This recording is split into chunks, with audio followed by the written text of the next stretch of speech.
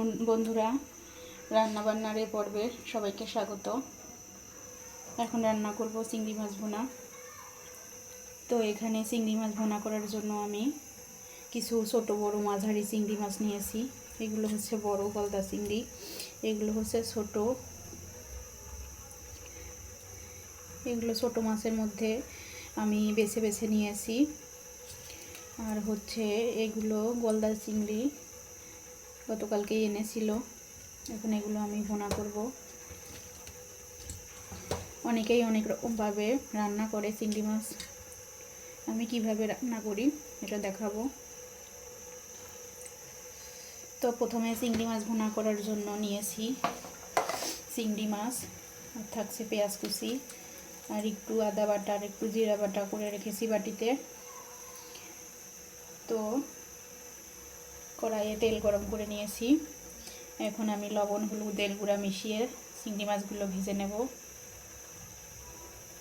চিংড়ি মাছের মধ্যে টুথপিকের কাঠি ভরে দিলে চিংড়ি মাছগুলো অনেক সোজা সোজা থাকে, ভালো দেখায়, কিন্তু আমি টুথপিকের কাঠিগুলো ভরিনি।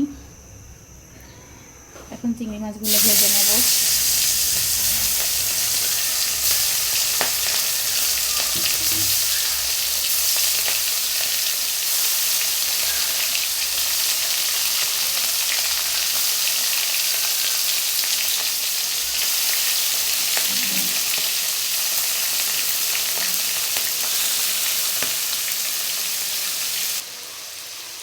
অন্য একটা চুলায় কড়াই দিয়ে দিয়েছি। এখন এর মধ্যে দিয়ে দেবো তেল।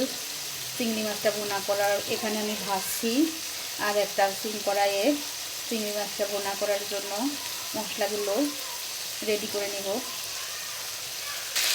তো প্রথমে আমি ফোড়নে দিয়ে দিলাম কয়েকটা গোটা জিরা,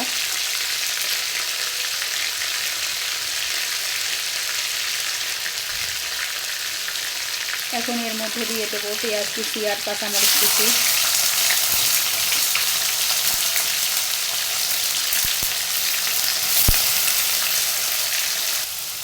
পেঁয়াজ কাঁচামরিচ কুচির মধ্যে লবণ আর হলুদের গুঁড়ো মিশিয়ে আমি ভেজে নিচ্ছি। সুন্দর করে লাল লাল করে ভেজে নেব।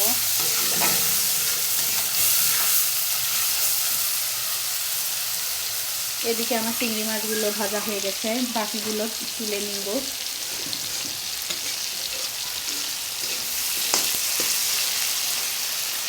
এখন তুলে নিচ্ছি।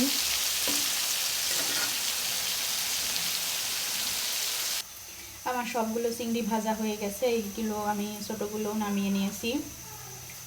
এখন চিংড়ি ভাজার কড়াইয়ে একটু তেল বেঁচেছিল, ওই কড়াই থেকে আমি মশলাটা এই কড়াইয়ে নিয়ে এসেছি, কারণ চিংড়ির তেলে অন্য কিছু রান্না করলে চিংড়ি মাছের গ্রান চলে আসবে, ভালো নাও লাগতে পারে,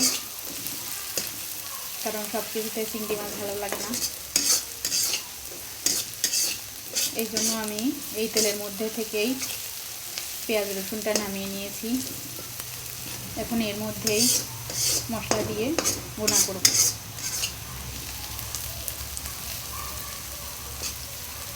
এই যে আমার সুন্দর করে ভাজা হয়ে গেছে।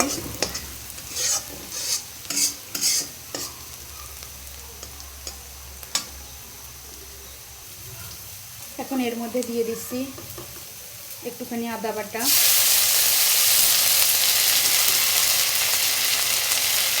জিরা বাটা,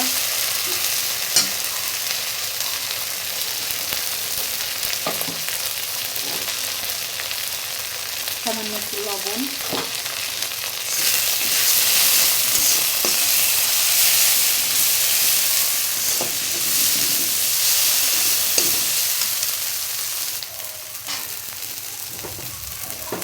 একটুখানি হলুদ গুঁড়া,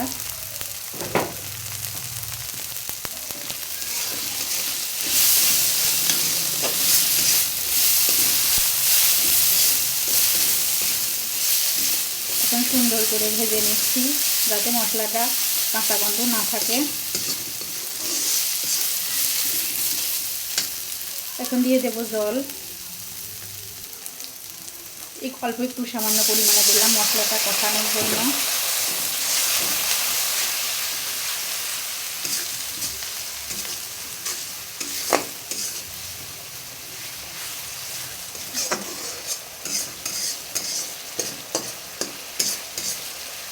এখন ঢাকনা দিয়ে ঢেকে দেব।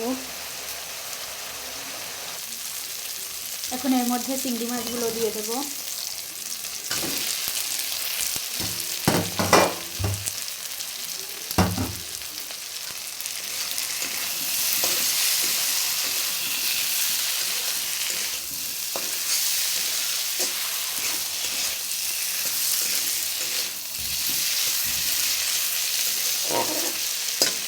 দিয়ে দেবো সামান্য পরিমাণ গরম জল।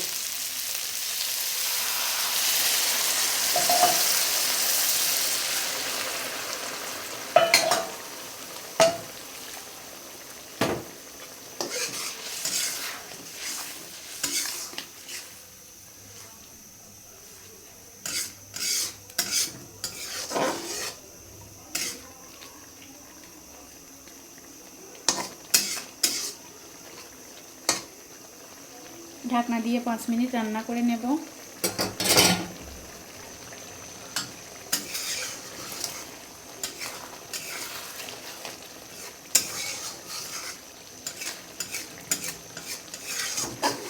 ঝোল শুকিয়ে তেল উপরে উঠে এসেছে। চিংড়ি মাছগুলো অনেক সুন্দর ভুনা হয়েছে, কিন্তু বড় বড় চিংড়ি কিন্তু এখানে একদম ছোট ছোট হয়ে গেছে, কারণ আমি চিংড়ি মাছের উপরের খোলসটা ছাড়িয়ে ফেলেছি, আর হচ্ছে টুথপিকের কাঠিও গুঁজে দেইনি, এই জন্য চিংড়ি মাছগুলো দেখাচ্ছে অনেক ছোট ছোট, একদম কুচকি লেগে গেছে।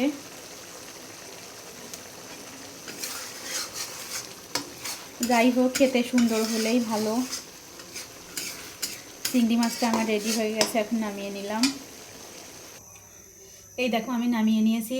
চিংড়ি মাছগুলো কত সুন্দর রান্না হয়েছে, কালারটা কত সুন্দর এসেছে। তো পরবর্তীতে আমি আবারও আসবো চিংড়ি মাছের অন্য রেসিপি নিয়ে।